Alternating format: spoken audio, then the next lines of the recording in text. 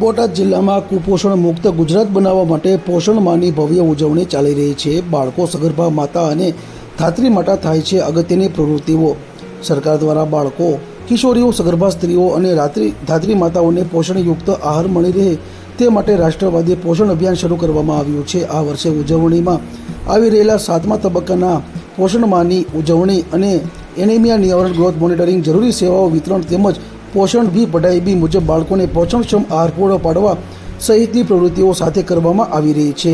વિવિધ પ્રવૃત્તિઓ કરી પોષણ માહની ઉજવણી કરવામાં આવી રહી છે, જેમાં રંગોળીના માધ્યમથી સગર્ભા સ્ત્રીઓ, ધાત્રી માતા તેમજ કિશોરીને પૌષ્ટિક આહાર અને સ્વચ્છતા અંગે માર્ગદર્શન આપવામાં આવે છે। કોઈ પણ બાળકે, ધાત્રી માતા, કિશોરી અને સગર્ભા માતા પોષણની ઉણપ ન રહે તે માટે બોટાદ જિલ્લા ICDS વિભાગ દ્વારા સતત પ્રયાસો કરવામાં આવી રહ્યા છે। આ અંગે ગરડા ICDS કચેરીના બાળ વિકાસ યોજના અધિકારી અરુણાબેન રામાવત દ્વારા જણાવ્યું કે પોષણ માહની ઉજવણી મુખ્યત્વે કિશોરીઓ, બાળકો, સગર્ભા માતા અને ધાત્રી માતા પોષણની ઉણપ ન રહે અને તંદુરસ્ત રહે, પોષણક્ષમ બને તે હેતુથી આ પોષણ માહની ઉજવણી કરવામાં આવે છે, જેમાં વાનગી નિદર્શન, પોષણ રેલી, પોષણ મીટિંગ, વાલી મીટિંગ, પોષણ રંગોળી, કિશોરીઓમાં સ્વચ્છતા જનજાગૃતિ, બાળકોમાં હાથની સ્વચ્છતા, હાથ ધોવાની રીત વગેરે એક્ટિવિટી થકી આ પોષણ માહની ઉજવણી કરવામાં આવે છે।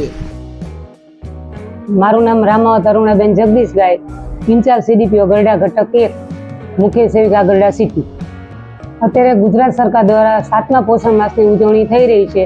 તેમાં તમામ સગર્ભા માતા, ધાત્રી માતા અને બાળકોને આપણે કુપોષણમાં મુક્ત ભારત કરવા માટે, મોદી સાહેબનું સપનું સાકાર કરવા માટે આપણે તમામ લાભાર્થીને પ્રચાર પ્રસાર કરી તમામ એક્ટિવિટી જેવી કે પોષણ માસમાં આપણે વાનગી નિદર્શન કરી બાલભોગમાંથી THRમાંથી બનતી તમામ વાનગીનું નિદર્શન કરી બતાવી છે।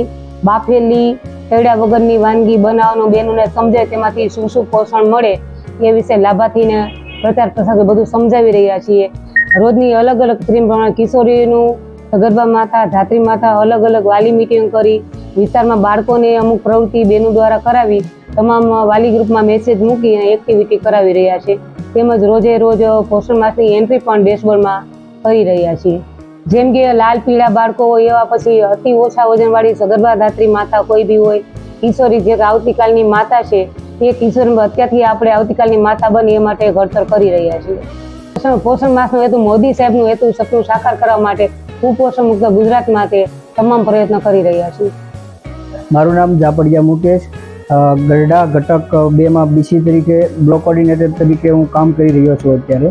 અને અત્યારે અમારે પોષણ માહની ઉજવણી ચાલી રહી છે। પોષણ માહનો હેતુ એવો છે કે કોઈ પણ લાભાર્થી છે તે કુપોષિત ન રહે અને સુપોષણનું પ્રમાણ વધે તેના માટે અલગ અલગ થીમ દ્વારા અને અલગ અલગ એક્ટિવિટી કરીને લાભાર્થી સુધીને આ જે પોષણ માહની જે થીમ છે એનો સાચો હેતુ એના સુધી પહોંચે તેના માટે વાલી મિટિંગ છે, પોષણ રેલી છે, વાનગી નિદર્શન કાર્યક્રમ છે, પછી એનિમિયા કેમ્પ છે, આવા અનેક કાર્યક્રમો કરી અને લાભાર્થીને જાગૃત કરવાનો અત્યારે એક કાર્યક્રમ પોષણ માહ ચાલી રહ્યો છે। તો તેની ઉજવણી ગરડા ઘટક દ્વારા કરવામાં આવી રહી છે। આની અંદર લાભાર્થી જો જોઈએ તો 0 થી તે 6 વર્ષના બાળકો, સગર્ભા માતા, ધાત્રી માતા, કિશોરીઓ હોય છે,